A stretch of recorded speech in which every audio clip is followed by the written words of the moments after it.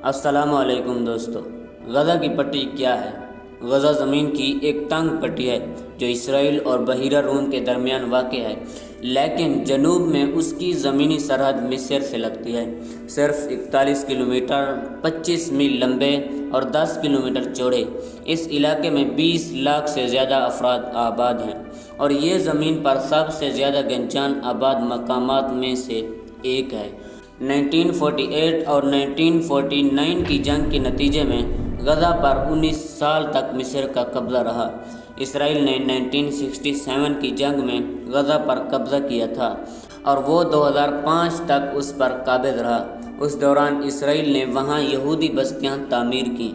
سن 2005 میں اسرائیل نے غزہ سے اپنے فوجیوں اور آباد کاروں کو واپس بلا لیا، تاہم اس نے اس کی فضائی حدود، مشترکہ سرحد اور ساحل پر کنٹرول برقرار رکھا۔ اقوام متحدہ اب بھی اس علاقے کو اسرائیل کے زیر قبضہ سمجھتی ہے۔ اسرائیل اور فلسطین کے درمیان امن مذاکرات 1990 اور 2010 کی دہائیوں کے درمیان شروع اور معطل ہوتے رہے اور اس کا تعلق خطے میں تشدد کے پھیلنے سے تھا۔ ابتدائی دنوں میں مذاکراتی امن ممکن نظر آتا تھا۔ ناروے میں خفیہ مذاکرات کا سلسلہ اوسلو امن عمل میں تبدیل ہوا، جو 1993 میں صدر بل کلنٹن کے صدارت میں وائٹ ہاؤس کے لان میں منعقدہ ایک تقریب میں تاریخ کا حصہ بن گیا۔ اس تاریخی لمحے میں جہاں فلسطینیوں نے اسرائیل کی ریاست کو تسلیم کیا، وہیں اسرائیل نے اپنے تاریخی حریف فلسطین لبریشن آرگنائزیشن کو فلسطینی عوام کا واحد نمائندہ تسلیم کیا۔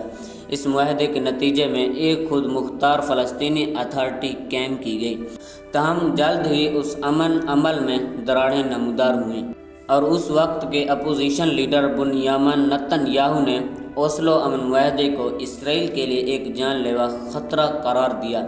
اسرائیلیوں نے مقبوضہ فلسطینی علاقوں میں یہودیوں کو بسانے کے اپنے منصوبے کو تیز کر دیا، جبکہ فلسطینی عسکریت پسند گروپ حماس نے اسرائیل میں لوگوں کو نشانہ بنانے کی کوششیں کیں۔